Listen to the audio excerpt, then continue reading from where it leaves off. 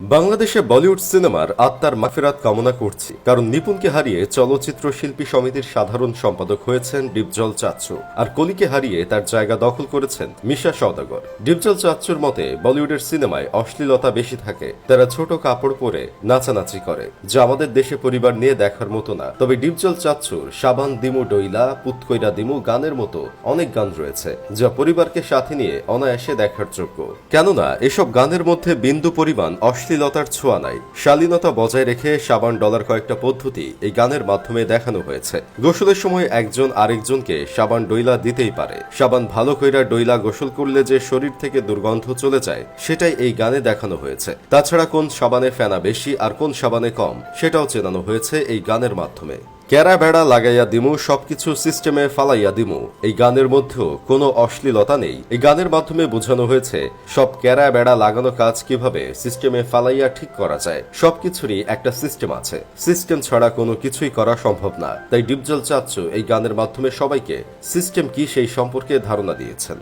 তাছাড়া কলসি ফুটা কইরা দিমু পুত কইরা দিমু কি বাতি লাগাইলি, তার এসব গান যদি আপনি অনুবীক্ষণ যন্ত্র দিয়ে 512 দেখেন, তবুও একটা খারাপ দৃশ্য খুঁজে বের করতে পারবেন না। যদি বের করতে পারেন, তাহলে আপনার দৃষ্টিশক্তি চেঞ্জ করতে হবে। আর এই সুশীল খলনায়ক ডিপজল চাচ্চু, যিনি শাহরুখ খানের পাঠান সিনেমা বাংলাদেশে রিলিজের সময় বাধা দিয়ে বলেছিলেন হিন্দি সিনেমায় অশ্লীল দৃশ্য ও গান থাকে, বাংলাদেশের সংস্কৃতির সাথে হিন্দি সিনেমা যায় না। তাছাড়া তিনি চলচ্চিত্রের মুরব্বীদের নিয়ে মাথায় সাদা কাপড় বেঁধে হিন্দি সিনেমা আমদানির বিরুদ্ধে রাস্তায় নেমে প্রতিবাদ করেছিলেন, আর বলেছিলেন হিন্দি সিনেমা আমদানি করলেই কি দেশের সিনেমার অবস্থা ভালো হয়ে যাবে? হবে না। প্রতিটা দেশেরই সিনেমার খারাপ সময়, তাই বলে তারা অন্য দেশের সিনেমা আমদানি করে না। তারা নিজেরা নিজেদের সিনেমা দিয়ে চলচ্চিত্রের মন্দা অবস্থা ভালো করেন।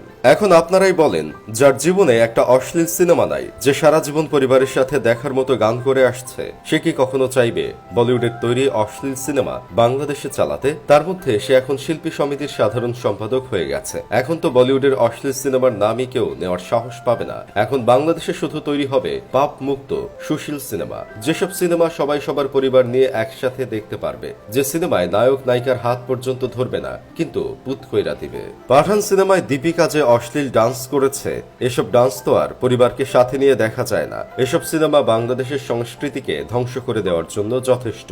ডিপজল চাচ্চু অবশ্য সাধারণ সম্পাদক হওয়ার পর জানিয়েছে সে কখনোই বাংলাদেশে হিন্দি সিনেমার পক্ষে ছিল না, এখনো নাই। দেশি সিনেমার মান উন্নয়ন করে সিনেমা ইন্ডাস্ট্রিকে চাঙ্গা করতে চান তিনি। একেবারে অস্ট্রেলিয়ান গাইডা আই জায়গা পাট খেতে সিলমাইরা দিমু, এরকম কিছু ডায়লগ দিয়েও যে সুশীল সিনেমা তৈরি করা যায়, সেটা অনেক আগেই প্রমাণ করেছেন ডিপজল চাচ্চু। তাই বাংলা সিনেমাকে চাঙ্গা করতে আশা করি বলিউডের কোনো অশ্লীল সিনেমার প্রয়োজন হবে না। ডিপজল চাচ্চুর সিনেমার মতো কিছু সুশীল ডায়লগ ব্যবহার করলেই বাংলা সিনেমা জগৎ চাঙ্গা হয়ে যাবে।